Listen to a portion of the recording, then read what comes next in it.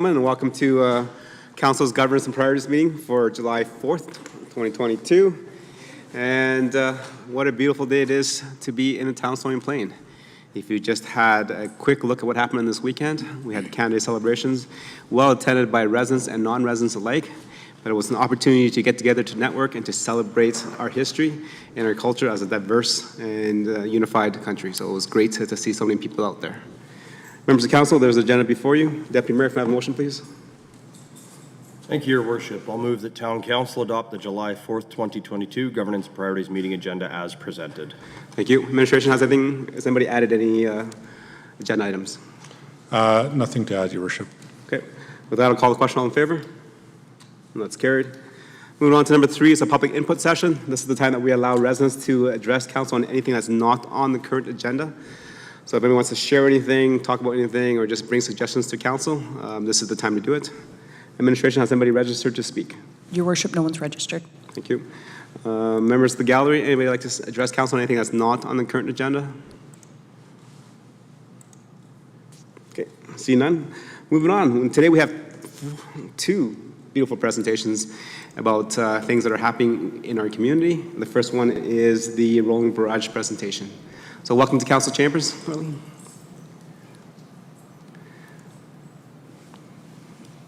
Sit down, and again, if I ask you to speak directly into the mics, mics don't pick up very well. Good afternoon, Mayor Choi and council members. My name is Carola Singer. I'm the Alberta representative for the Rolling Barrage. The Rolling Barrage is a coast-to-coast motorcycle rally to raise awareness for PTSD among veterans, serving members, and first responders. It was started in 2017 by my good friend Scott Casey, who's retired Canadian Forces. And it derived its name from the Vimy Ridge battle, as they used the Rolling Barrage was one of the ways they took the hill. It's also to be said that that's where Canada was born in that battle, because all 4 divisions came together. And so we had, since 2017, we've done the ride every year, including COVID years. Very successful with following all mandates and rules with the pandemic. And so this is our 6th year. In up till 2021, we were an event for military minds, but we became too big. And they sent us on our merry way and said, you need to have your own entity because you're doing great things. So we became in 2021, we became the Rolling Barrage PTSD Foundation, and Paul Harmon took over as director. So here we are in 2022, and we have 4 stops in Alberta, and we'll be coming through Stony Plain on August 15th as one of our overnight stops. PTSD is in every community, including yours. The Rolling Barrage is a way of building community and bringing people together, so people don't have to suffer in silence and they don't have to be alone. It's those invisible wounds that no one sees. I am not a veteran. I'm not a first responder. I'm a spouse of a first responder and a veteran. My husband served in the military and combined in the military and Calgary Fire Department for 35 years. He's actually going to retire next week. And I was introduced to the Rolling Barrage in 2019, or became engaged, and it's I can never repay the debt that I got back, or our family got back, for what the Rolling Barrage has done for us. So it's a ride to raise awareness. There's a therapeutic component to it because the riders, they come together, but they also have their space on the ride. And we obviously raise funds, and we use these funds for different organizations that we vet. There's some in Nova Scotia. We have Raleigh Point.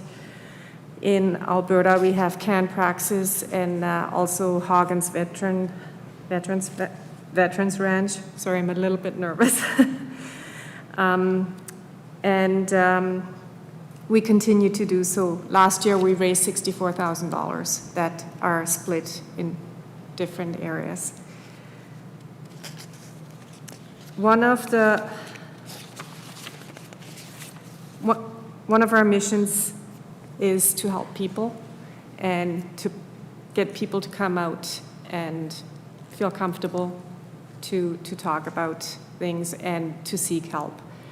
We know of 5 first responders specifically last year that were part of our escorts, and they directly, because of our ride, went to seek help through their resources.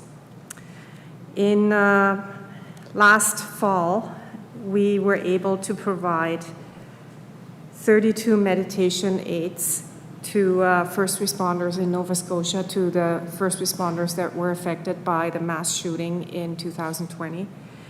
And a comment from one of the spouses was that her husband was finally able to get a good sleep just from knowing that someone cared.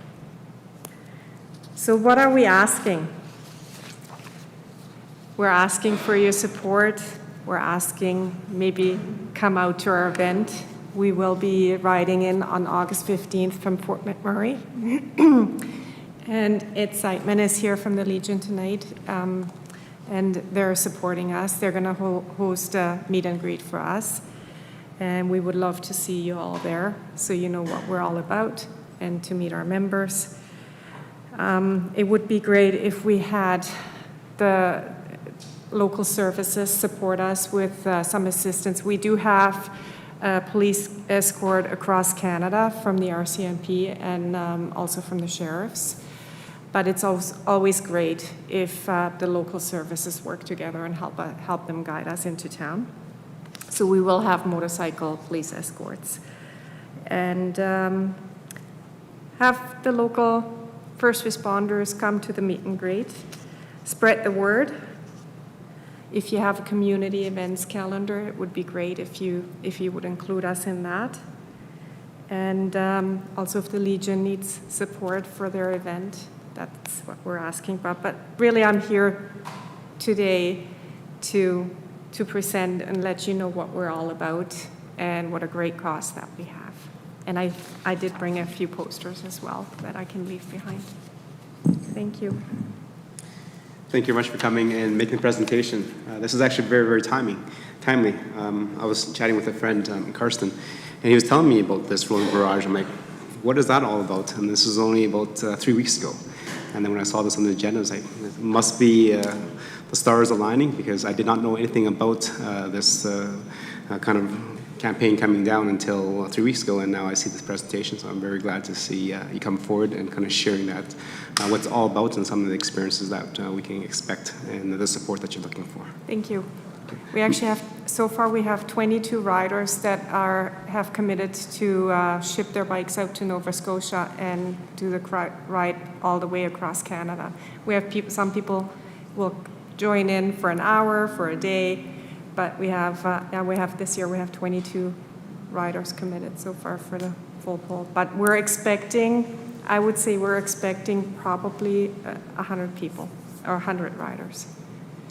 That's excellent. Members of council, any questions for clarity and understanding? Councilor Hansard, go ahead. Comment, Your Worship. Go ahead. I'm always pleased when attention is brought to something that many people are not aware of. And I know a number of people who are paramedics, firefighters. We have 2 retired firefighters on our council. The things that people witness when they're trying to help other people, being the first to arrive on a horrific accident or something of a more malicious nature is devastating, but not just to the families involved by the victim, but also to the responders and to the families of those responders. So I'm grateful for what you do. I'm looking forward to this. And my husband and I used to be bikers when we were young, in another lifetime. And so when I saw the motorcycles, I thought, really? I can't wait to see what you have to say to us. You should join us for the ride. I'm not strong enough to boss those bikes around anymore, but Thank you, Councilor Hanson. Any other questions, comments? Okay, Councilor Anderson? Thank you, Mr. Mayor, and thank you for coming today. Just like Councillor Hansard shared, anytime we see something that brings awareness to a need like operational stress, injuries or PTSD, it's pretty close to home. And I come from a family that serves all branches of the military, and we're first responders as well on the other side. And so have certainly seen, firsthand the stigma that exists and the challenge that exists in acknowledging that there are operational stress, injuries or issues that may exist. And so, the one thing that kept coming to mind as you were speaking was, this idea of end the stigma. And I was looking at your footer, and that's exactly, what it says. And, that education and that awareness, I think, is so important for society at large and the greater public to be aware that, our servicemen and service women, regardless of whether that's a branch of the military or first responders or otherwise, live with things on a daily basis that some of us can't begin to understand.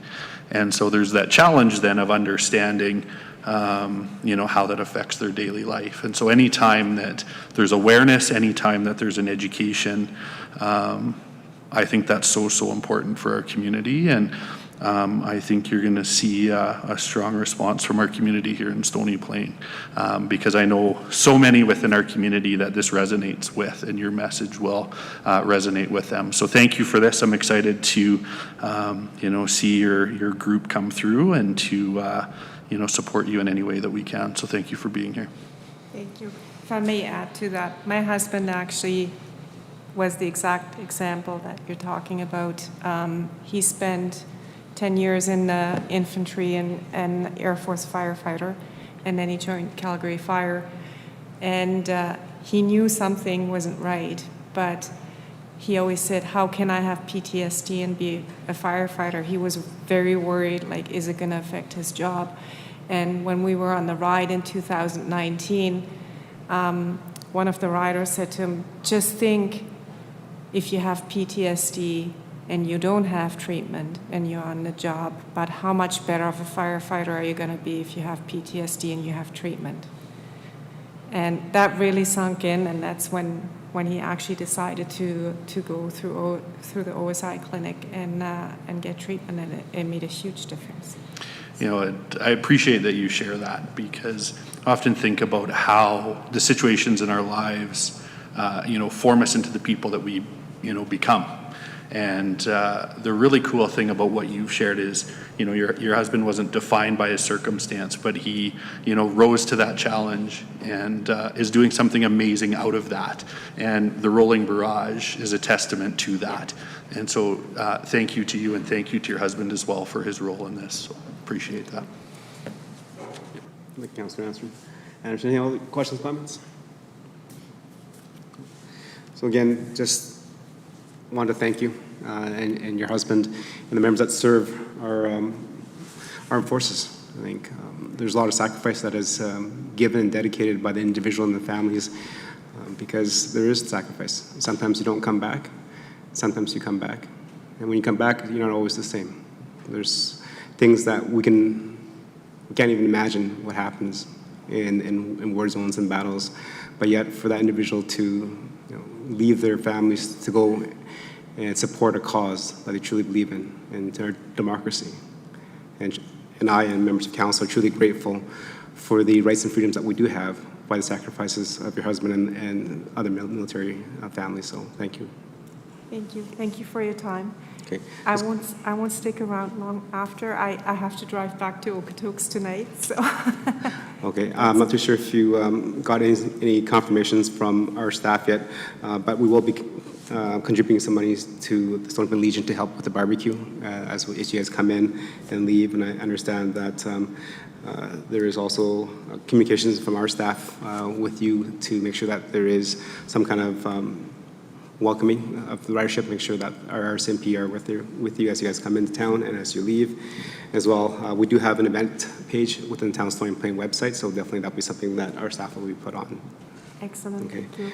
And Excitement from the Legion in Stony Plain. He's kind of taken charge of everything here, so. Excellent. And in terms of reaching out, has the organization reached out to the Military Families Resource Center in Edmonton? I believe I've attended a few Yellow Ribbon Galas where we support military families and their spouses and families, and I think Councillor Anderson was there just last year or this year, in terms of a partnership and kind of bring up more awareness to the ride. Me personally, I have not, but it's definitely something that I can look into for sure. Yeah. I'm still learning. I'm learning as I'm going. I started with Okotoks only in 2019, so I'm just. But thank you for that pointer. That's definitely something I will need to do. Yeah, for sure. And I'm definitely like having that expanded web of networks and to be able to kind of share what's happening. We'll definitely get more ridership and participation in our community. Excellent. Okay. Thank you very much. Thank you very much. Okay. Have a safe drive back. Thank you.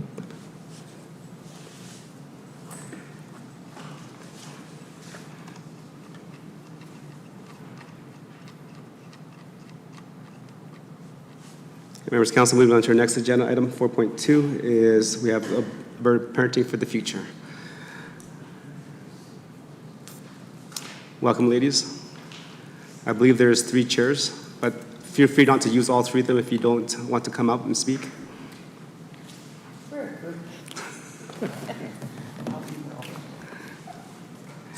Welcome, Chambers, and thank you for your time.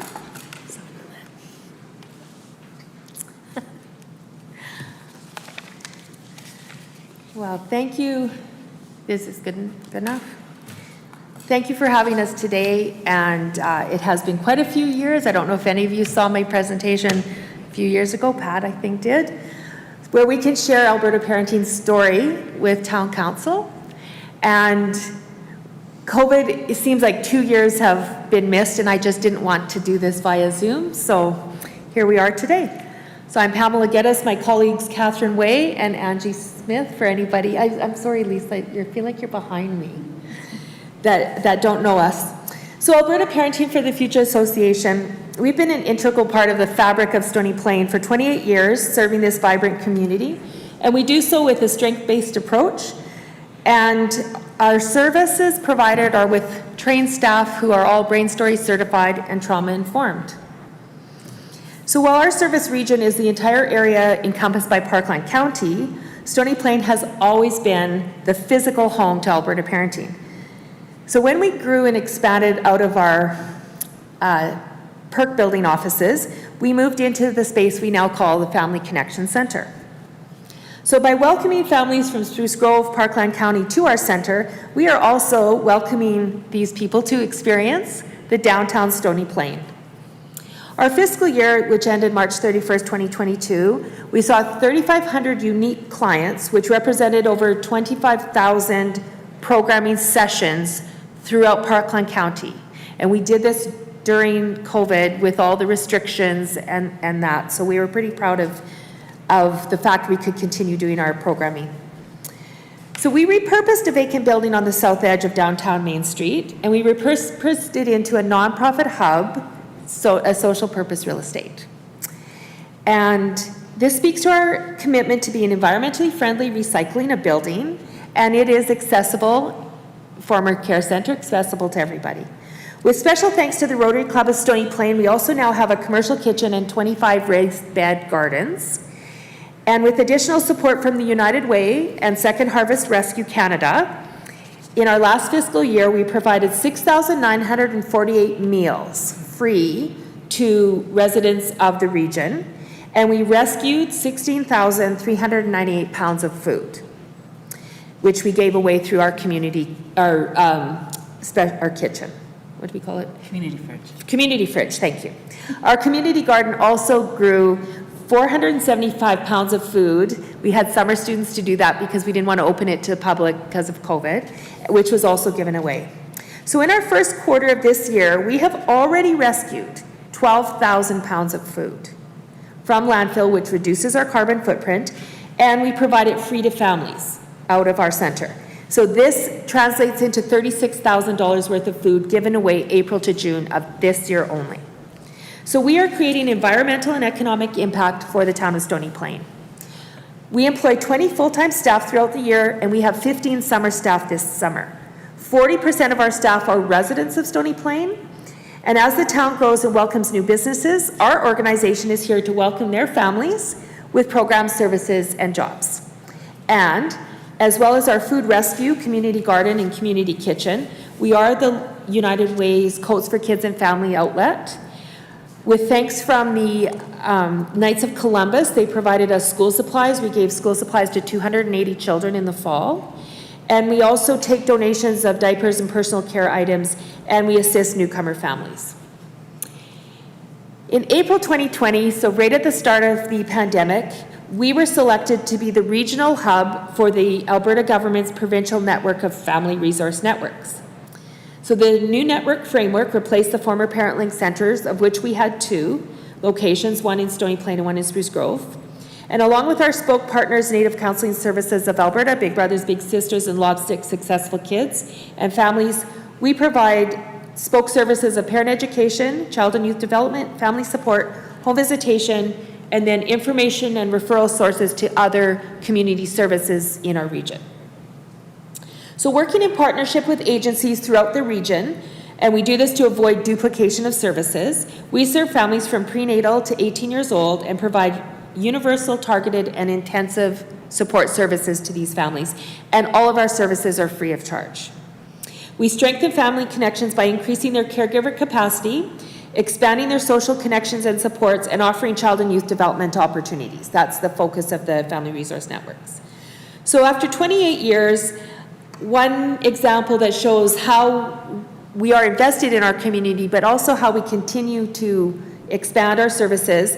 When Amazon opened their robotics center in Atchison, they found us through social media, and because our community services aligned with their vision, they gave us Mindstorm kits. They're $500 a kit, Lego kits, and they wanted us to use them to support STEM activities throughout the region. So we gave some kits away, like the Youth Center in Stony Plain and Parkland County Libraries, Spruce Grove Library, and we have a few left to, in the fall, hopefully be in the schools to do these activities. And I'm going to close with our most exciting piece of news yet, and I apologize for the timing of it. It might make some people a little bit sad, but that after 2 years of hiatus, December of this year, we will be hosting our Christmas store, our big signature special event where shopping is just for kids. So 2020 was supposed to be our 15th anniversary. Needless to say, we were extremely discouraged by that, but we did a lot of including partnering with the town on the Christmas carol singing, which was super fun. So we're going to make 2022 even special. And our event allows children the opportunity to select and wrap gifts for their parents. So in the spirit of Christmas, on Christmas morning, they're able to watch their parents open their gifts. And feedback from parents has always been spectacular. The kids are almost more excited about seeing their parents' reaction than about their own gifts that they receive. So an interesting fun fact about that is a local family event, which has attracted families from Ontario, Saskatchewan, BC. Yes, they're probably visiting. They didn't come strictly for that event. But in 2019, 28% of the tickets sold were sold to people from Edmonton. So what this says is this is another of Stony Plain's local events that shows why Stony Plain, it's better to live, work, and play in Stony Plain. Thank you. Is that it? That's it. We have no ask. We part of becoming the Family Resource Network we're supposed to be sharing the information about the networks as the hub and spoke services, and we serve the tri-region. But COVID really made that difficult. In our reports, we're supposed to say, how many community events did you attend? I answered, how many community events were there? None. Like all this kind of thing. So now that restrictions are lifting, I want it to be an in-person because people can ask questions and share the excitement of this network. It's a new model, and it's been a struggle across the province trying to get the information out about that. And so rather than send you another memo that I'm sure you read, I thought this would be a good opportunity to announce that 2 years ago we were selected as the hub. Thank you for the presentation, Pam.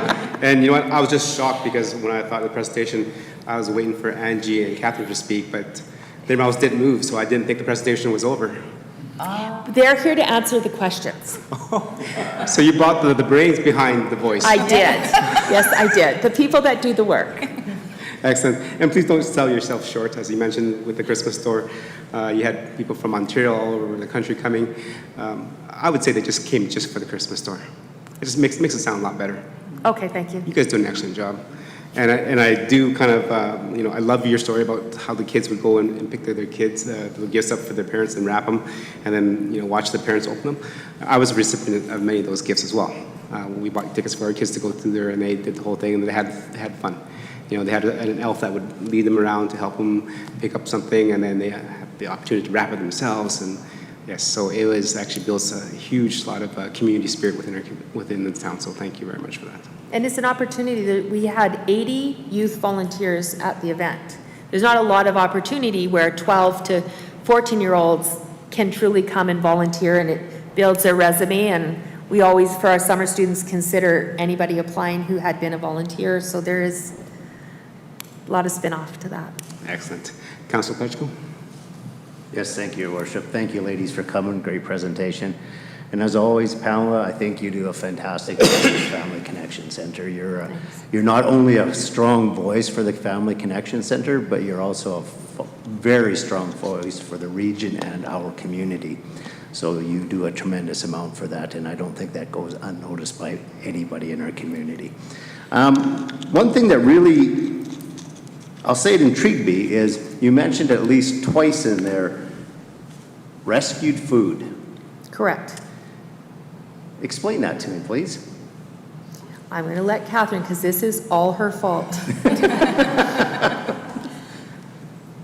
Can you hear me? Absolutely. I'm pretty loud. Okay. Well, working with families, one of the things that became really apparent to us is food security is a huge issue for families right now. And we connected with Second Harvest Food Rescue. Well, they found us again through our online presence, and we started to learn about food rescue. But I would have to say they are not our only group. We also work with Parkland Food Bank, and they're the ones who are probably the main, at this point, the main people that we're getting food from. There's a couple of great things about food rescue. People can come into our building. They don't need to be associated with the food bank. We have only questions about Parkland County, Stony Plain, Spruce Grove, and sort of how many people in your family, and we then divvy it up by age groups, purely because as we write grants or need help, this helps to support that. But the other great thing about food rescue is you cannot believe the amount of food that goes into a food into like the dump every year. And Transfer station. Yeah, transfer station. And it creates a huge amount of greenhouse gas. I've read somewhere that greenhouse gases from food is higher than airplane travel. So it really is economically sound, environmentally sound. And it's one of the ways that we've also been able to reach a larger audience, because you can be a senior. We also have social workers from the different schools who might come and pick up from their families. People come, Paul Band, and Alexis, I think, might say, yeah. So it's just been a way to change our carbon footprint and help people with their food security. And I have to say that people comment on our Facebook page often, and because of how we've spread out, we now have a Facebook and website for the Family Connection Center and for the APFA, just because if you're a senior, you're not really interested in knowing that children like to play, maybe. I mean, maybe you are. But yeah, we help seniors out. We help school children can stop by and grab something from the fridge. Nice. Yeah. Just on a little bit of a There's, side note. there's if I a could. family right now in Stony Plain, and their circumstances dire, and these kids came on their own. And these two boys, they are, I think one high school and one junior high, and they come every day to get a lunch because their circumstance at home is beyond their parents even knowing that they don't have food. And again, I mentioned about not just the online presence, but one of the ways we can distribute food so quickly is we do have that strong online presence, so we use that. But it's not the only way. We encourage people to sign up for texting, and for seniors who maybe don't use the Facebook, they will call in. They know which day it's here now. So, but I know that we have a really large distribution network. And we received a community kitchen grant from the United Way. So when the United Way, this year was the first time that they took applications from Parkland County. So there was just ourselves, the food bank, and Change Health that received grants. We were allowed to apply for 4. We only got 1, which is the community kitchen. And it's based on using the rescued food, and then people go, so they never know what they're going to make. We have to see what showed up in the fridge that day.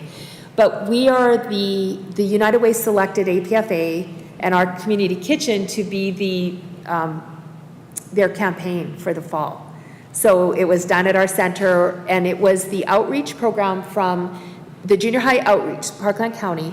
Their kids come once a month, and they make a meal for their family and put the rest of the meals in the community fridge. So these kids have some sort of connection to space in their community, people that care, people that understand, because they don't go to school and in a school, and a lot of them, the teachers say won't graduate. They won't, just because of their circumstances.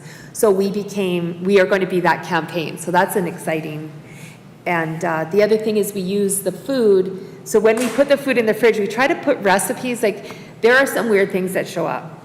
And I don't understand, I kind of understand why there's so many eggplants that are rescued just because no one buys them in the first place. However, we've learned a lot of new things. And one of the really exciting is one of our summer students. He is a NAIT culinary student, and he is running our community gardens because he wanted to learn how to garden so he can grow food and create food through his, he's discovered the kitchen, and some Rotarians might meet him on Wednesday, but I'm hoping we can keep him throughout the fall when he goes back to school because he's got some great ideas, and he made a lot of stuff with eggplant. And he's young. Yes. We're just kidding. We also can't hold up the motorcycle anymore, Pat. As we can see, ladies, you're very excited and passionate about what you do. The other thing that I found very interesting was I was at one of the fundraisers when they raised the funds to build your gardens. And I wondered what you were going to do with that many gardens, to be honest with you. And to see the amount of food that you grow that is organic, for a better term, and give back to the community and the people that need it the most is the most amazing thing I've seen in a long time. And those gardens produce like I've never seen before. So congratulations on that. Thanks. The one thing about that is I was so disappointed that we didn't get the CFEP grant because Rotary gave us the matching funds. I was really disappointed. I wanted to phone them and say, you guys have no idea. But whatever. So the one thing that was positive is the other community support. So the Black Dirt Company gave us the soil for all the first round of beds, which saved us enough money to do a second round. So we're up to 25 now. And then they gave us the gravel to go all around the paths and that sort of thing. So we're still looking for money to make the paths a little bit, it's asphalt that's kind of done this, but we're working on that.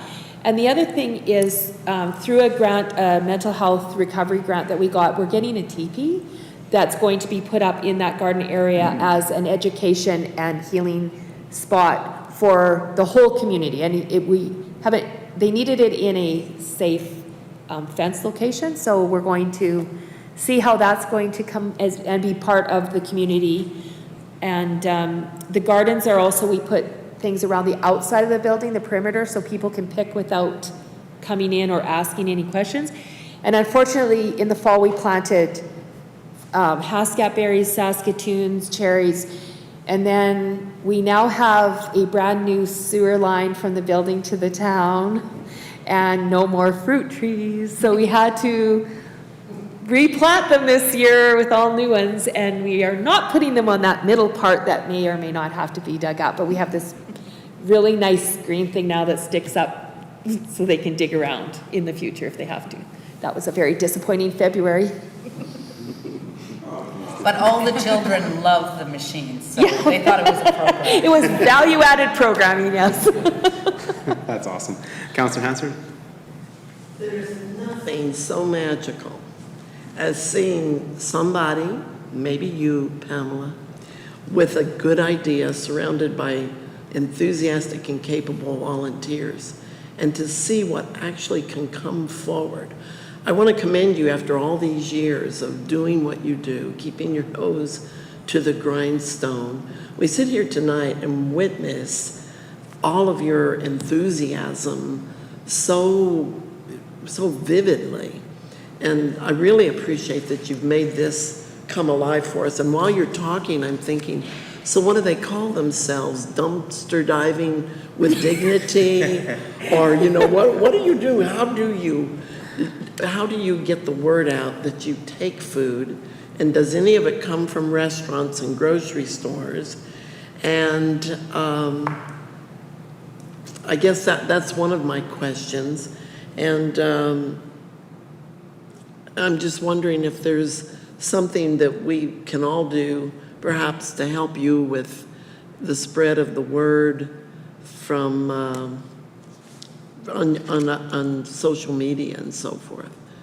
Well, I would say the very first with Second Harvest, they contacted us as the pandemic had started, and they are national all across the country. Their head offices are in Mississauga, but they received a huge grant from the federal government, and as restaurants were closing and they had all of that food, they received money and they were able to buy food. So our very first big rescue, that's how that happened. And it included eggs and chicken and there was so much, which was also handy because it came around Christmas, so many families benefited.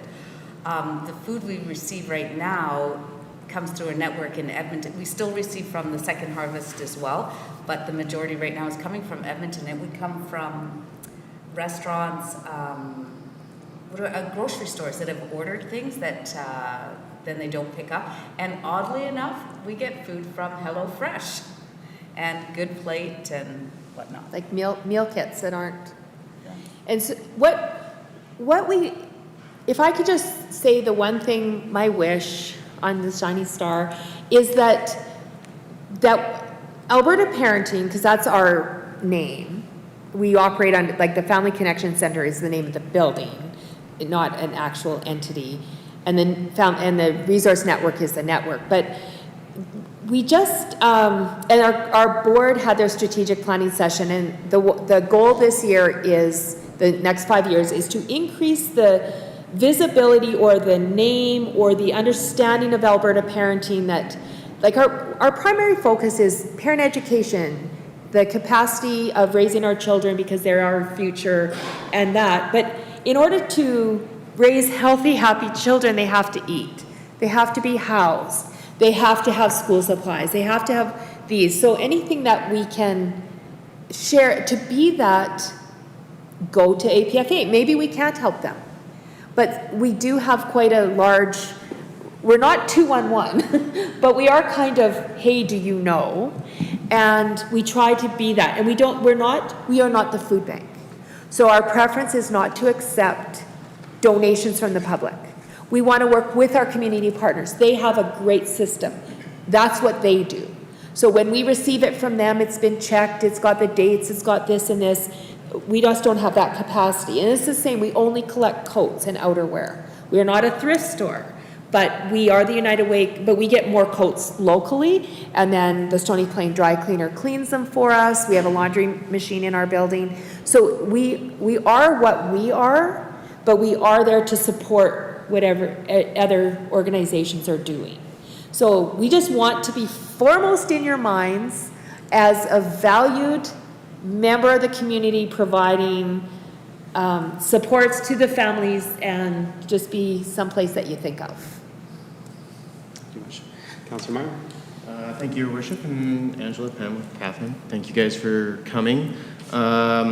Just maybe tell some of my own story, because I want to be an appreciative parent up here. I know from the first time I first ran into you guys, French-English TikTok time for my daughter. And then it was, I think the program used to be called Mom's Morning Out, but then they, I think it's called Parents Morning Social or something. Yeah. Anyhow, great opportunities for me to build relationships with other parents in the community. Great opportunity for my daughter to have a friend network that she still maintains, some of those friends that she started with way back when. But also highlight, at that time, it was a particularly difficult time that I was going through, and you guys were there to be my community and my support there, so thank you for that. But it keeps going. My daughter now, is quite happy to participate in the Christmas store, and of course my kids, like you say, really like giving the presents. But even my wife's day home and other day home ladies, I know use your guys' indoor play center, and that is a very appreciated resource for those ladies as well. So I want to say thank you guys, and thank you. That's great. Thank you for sharing, Councilor Meyer. Councilor Anderson? Thank you, Mr. Mayor, and thank you for being here for your presentation. I realized tonight that I did not know much about what you do, and I knew about the parent education side, and I knew about the Family Connection Center, but as you were sharing in your presentation, I got to write that one down, got to write that one. And I got lost, and I now have a page of notes that I can't make sense of. But the thing that really stands out for me is the partnerships that you've developed. And I think one of the most challenging things when we talk about social services and connecting people within community is there tends to be some duplicity, and there's not a lot of coordination of services. And, there's a huge challenge there trying to put all of those pieces together. But the partnerships that you've talked about, whether they're kind of national initiatives or local organizations that you partner with, to me is outstanding. And, there's something that I've always kind of, wished for or hoped we would have in our community exists, and I didn't even realize to what extent that you serve our community. The comment was made tonight that, you wish that you could increase your visibility as a valued member, of the Tri-Region, but I would take that a step further to say an essential organization in our community. You talk about essential services, and you look at, the services that you provide to families and parent education, around food security that you mentioned about, these kids that come in, maybe for their only meal of the day.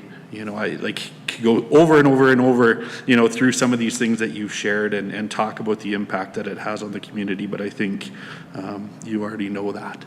And I think it's super cool that you can sit here with council today and share some of your journey, because I think we live in a region that is so excited to be behind projects such as this.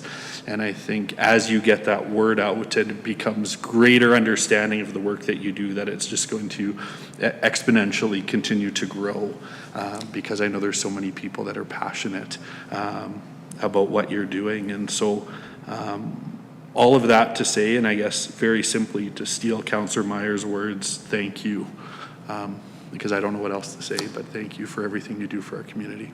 And if you ever want a tour, I will take you up on that. you come by anytime. We might even show you the pre and post photos of the building. All a part of the story.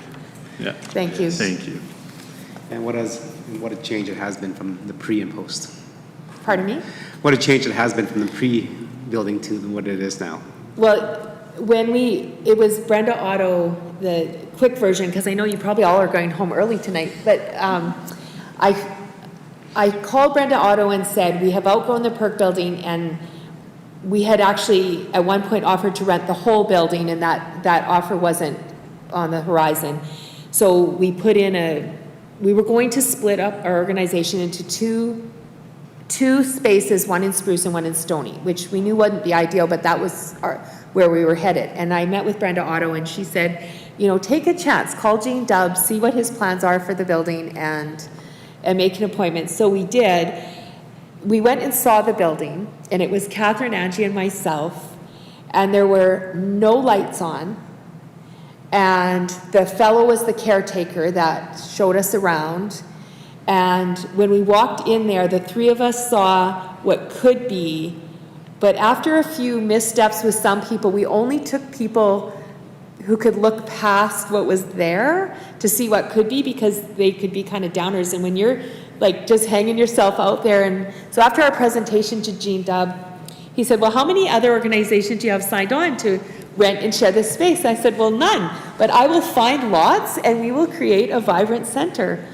And so he took a chance on us with he said it was just the enthusiasm, and he said, I had to see it happen. So you have to have a good team, and you have to have a vision and paint. Lots of paint. Lots of paint. Lots of volunteer hours as well to move the stuff out. There was a lot, yeah. Any other comments, questions before we move on? No. Can I say one thing? Because Councillor Anderson, I just remember from the elections that you worked within Parkland School Division, and since you didn't know all of what we did, I did want to mention that another one of our really big partners is Parkland School Division. We work with them closely on our ADHD family support, and we work with their Sunrise team as well. So that's another... of junior high outreach. And Oh, so you the do, student, with Joanne? Yeah, with Joanne, yeah. So same building, different program. Okay. But I know our students Oh, always so enjoy you coming knew over. that excitement already. Yeah, absolutely. But again, the breadth of what you do, like I'm just blown away tonight. So thank you again for being here. Great. Thank you much for the presentation. Thanks. Personally, I've witnessed the growth from a single room at the Perk Building to what it is now. Yeah. And I would give you a word of advice. Don't worry about, worry about, but don't make it a big focus of expanding your reach and your knowledge in the communities. You are an essential service to those that require it. Sometimes the residents are just not ready to find or seek that information because they're not at that point. Right. But the thing is that you need to be there when they require those services. It's part of the best advice I can have you. Don't bother trying to spend money trying to advertise to get your name out there, but just make sure you can continue doing your services. They will find you when they need you. Thank you. Thank you. Thanks. No, we had to just sign it. Okay, members of council, that ends our presentations and delegations. Today we have light agenda, so there's no business items. So moving on to council information and council discussion. Members of council, this is your time to update members of council on certain issues, ideas that might be brought forward by residents, and you're definitely willing to share anything that you would like. Councilor Lowry? Thank you, Your Worship. A couple of things this evening. First and foremost, Council would have found at their desk this evening a copy of the EMTSC 2021-22 annual report. So I'm proud to be able to provide that to Council, so please feel free to peruse it. If you have any questions from that, let me know. Also, exciting thing that's open right now, the EMTSC is conducting a public engagement survey. So that is open until July 10th. The survey is found at emtsc.ca, very easy website. It's a quick 7-question survey, only takes about 5 minutes, but that will help us as we work towards our opening day service plan. So encouraging all of our residents, members of council, etc., to go ahead and complete that survey.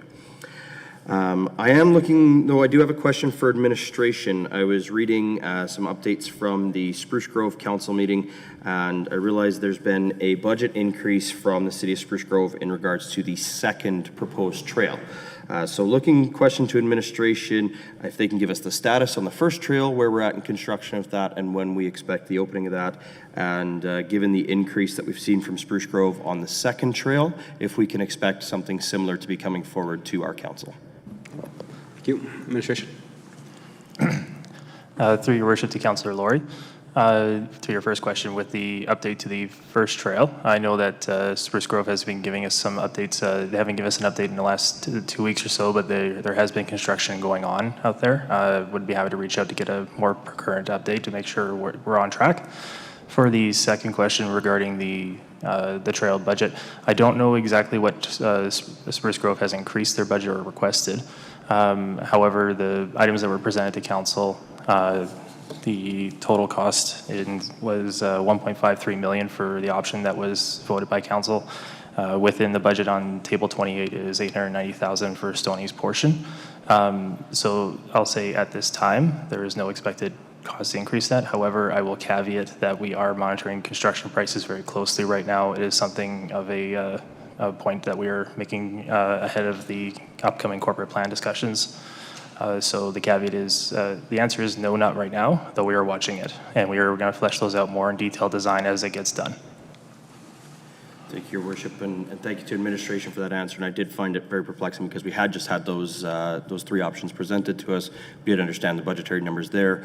I believe their increase was from that 890 to a little bit over $1 million.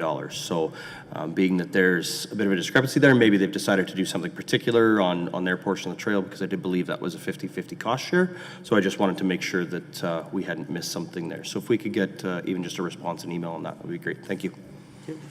Thank you, Deputy Mayor. Moving on to Councillor Hansard. Your Worship, at the end of what I have to say, I hope Deputy Mayor Laurie would be willing to please, for the public who may be tuned in, because you used an acronym several times, and I know you're good at knowing those, not everybody else understands. Is the survey open to the public? So for sure, would you please tell people what your acronym means? Thank you, Councillor Hansard. Yes, the EMTSC is the Edmonton Metropolitan Transit Services Commission. I can assure you that will not be its permanent name. There will be naming coming forward. That is our Regional Transit Commission, to which currently entails 8-member municipalities who make that up and who are launching regional transit with the goal of being operational by 2023. Thank you, Your Worship, for allowing me to pose that question. For the public who will now go to fill out that survey, I appreciate that, because it's not just for them, it's for me too. Acronyms leave me swimming sometimes. Mr. Mayor, what a wonderful Canada Day celebration we had. I don't want to take up a lot of time, but once again, Stony Plain does us proud in the events that they put on, and we sort of had a consensus meeting that we want to see the kids' bike parade come back. So if the public likes that, you can also contact council and remind us that we don't want to forget about the bike parade for next Canada Day. Thank you, Councillor Hansard. Anything else? Okay, Councillor Pacheco. Nothing this evening, Your Worship. Okay, Councillor Anderson. Thank you, Mr. Mayor. Nothing for me this evening. Councillor Loynes. Thank you, Your Worship. Just a couple of things. I just want to mention that July is the Disability Pride Month. Disability is not just a physical attribute, it can also be mental or age-related. The other day I was very fortunate enough to sit down with yourself and the other two regional mayors and a gentleman by the name of Brad Bartko, who is on a mission to make Edmonton an area more accessible. And that was a great pleasure to have that. As well as July is known to make a difference in a child's month. Research has shown that young people who participate in mentoring programs or have a positive role model in their life are more likely to pursue higher education. So just wanted to make that mention, seeing as now we've talked to the Alberta Family Planning. July 7th is also National Father-Daughter Take a Walk Day. So you could take your daughter on a nice little walk, and it encourages special bonding time, as well as getting out and exercising is always good for other people's health. And we have culture campfires starting up July 7th, and our horse and wagon mural tours are starting up on Saturday. Excellent. Thank you, Councillor Loynes. Appreciate that. And definitely all those things can be found on the town's website through the calendar portal. And also good to have members of council kind of voice those as well, because those are events that we should be proud of as a community. Councillor Meyer. Thank you, Your Worship. I would just highlight downtown business persons, parking concerns that they brought to me this week. We discussed many possible solutions, but one of the questions was, now that we have 2-hour parking limit signs up, when they would expect to start seeing some parking enforcement. Now, maybe that's just a question to administration. Actually, that's a good question, because I believe when we talked about it as council before is would probably be this year, because after construction was completed, that enforcement was going to start. So administration? Thank you, Your Worship. I'll maybe just ask our General Manager of Community Protective Services to speak to any process or anything that's ongoing.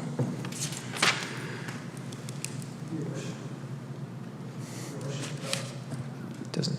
Okay. Your Worship, through to Councillor Meyer. Certainly is something that our CPOs do take from time to time, and most of it's complaint-based. If you can identify the area that you had their concern, we can definitely keep an eye on that particular location. Parking for us, if we start to enforce it in full force, we would obviously have to put some resource to it and chalk tires and go back and forth. So we have looked at some technology, and we are investigating with our automated traffic services provider. They also have some technology that can assist us and make it less resource focused in terms of we can still maintain our vehicle patrols, and any license plates that have been there for a longer duration of time would definitely be flagged to the officer, and they could take the appropriate enforcement. But if you do have a location that's of more concern, please do send me the email of that location, and we'll take that and put it on our files. Perfect. That's exactly what I'll do. Okay. Anything else? Nope. Okay.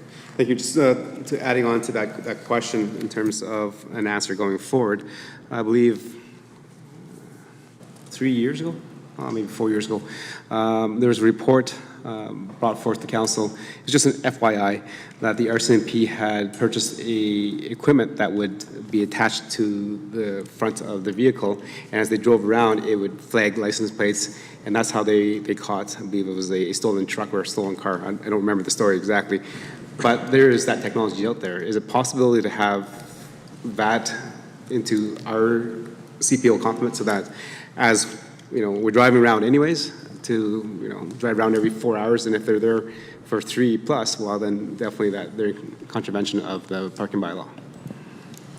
Your Worship, just for clarity, the RCMP equipment, that's for stolen vehicles for sure. You may see a cruiser that's going around town with amber flashing lights in the corners, and that's actually tracking in very quick nanoseconds your license plate, and it says that it's not stolen. And they have caught several vehicles that have been stolen from outer province or other jurisdictions. So a key piece of equipment. I don't believe that can be translated back down to parking violations, just because it's specific to stolen vehicles and going back into CPIC and extracting that data that just simply says this is a stolen vehicle. There is technology that CPOs could put in their vehicles specifically for parking purposes alone, which is not criminal code, so it's a cost for sure. We have looked at it, and we do have the fortunate opportunity with our local ATE provider to potentially expand into that technology. Okay. Okay. Thank you. And then that was it, right, Councilor Meyer? Okay. And for myself, I just want to thank our staff and our volunteers for having a great Canada celebration. Again, as many people realize, Stony Plain has always been focused on family and the family unit. As you look at the events that were occurring throughout Canada celebrations was geared to the family. And that's what I think builds that strong connective network within our community to help raise every child in our community. So I know members of council and myself have received comments that maybe we should gear it up or do different things or have fireworks. Well, those are all good things too, and that's all part of Canada celebrations. But our focus has been on the family unit, and it was making sure that our events were geared to children that are probably about 14 and younger, But there was a lot of diversity in the events as well, and that allowed a lot of different aspects of our community to be showcased, and then the multiculturalism that is in our community as well. So definitely thank you for the staff that took the time to plan that out. And second thing, I'd like to thank Vicki and Brian. I'm not too sure if you to know them or remember them. They are the ones that organize the cars for council to take and ride into the the Farmers Day Parade, but they're also the organizers of the Canada Day car show on Main Street. From my last visit and conversation, there's just under 400 cars that came and registered for that event. So I think that's under 400 cars. And as far as Fort McMurray was one registrant. So can you imagine the drive to get down here to participate in a car show for half a day and to go back? That tells you the caliber of volunteers that we have in the community and definitely the support that we have in the region to come out for that. So definitely wanted to publicly thank Brian and Vicki for all that they do for the Canada Day celebrations. Another thing is, I think Councillor Loynes forgot to mention summer sessions. Every Wednesday, it's down at the Heritage Park Pavilion. Again, showcasing lots of activities in our region, different genres of music. I think Councillor Hanson mentioned the Brass Tactics last time. That was one of the first shows that we had. Just a great family event again. It's free, just bring a lawn chair, and rain or shine, I believe it's still going to go in because I think we have the pavilion to move into if it rains too bad. Next thing is, on Thursday is the first tri-regional golf tournament. This is the first time that any of the Stony Plains, Spruce Grove, or Parkland County has held a golf tournament. So we decided to do one together to just raise the winners, get some ability to network with our community, and also raise some funds for a charity. So if you're available, I think, no, don't worry about that. If you're available, don't worry about it because they're sold out. So forget about that. Maybe next year you'll have a better chance of getting into and golfing with some great mayors and councillors. One question for administration. I've been sending a lot of people to the Report It, as part of our website, making sure that people go that direction. It is monitored. I have a question about what is the response time a resident can expect? Your Worship, I don't know that I can answer that right now. We can find that out. It's my understanding, my general expectation, it's within a couple calendar days that there'll be some response given. Perhaps not the, depending on the nature of the concern brought forward or so on and so forth, that could certainly take longer. But that there would be a pretty quick turnaround on to acknowledge the receipt of the concern brought forward, I guess. Okay, so I have a resident reached out that they reported an incident 3 weeks ago and have not received an email report back saying, we received it, thank you very much. So they're just wondering what the response time was for that. Again, Your Worship, if if a resident has that concern, I can, if we can be provided, the individual, if they're willing to provide their name, we can certainly look in the system to see if something happened. It doesn't happen often, but does happen from time to time where, sometimes our internal systems will quarantine emails that are coming in and they'll get locked away, and so on and so forth. It doesn't happen a lot, but does happen from time to time. Okay, thank you. And I'll just forward that information so that maybe they can re-report it, or maybe it's, again, like you said, flagged to quarantine because it comes from an address that's maybe, fishy, I guess. I don't know. So I guess I think that's it, right? That it may be an address that may be associated with a lot of phishing attempts. Thank you. And that's it for me. So on behalf of council, thank you for the presentations, and enjoy the rest of your evening. We're adjourned.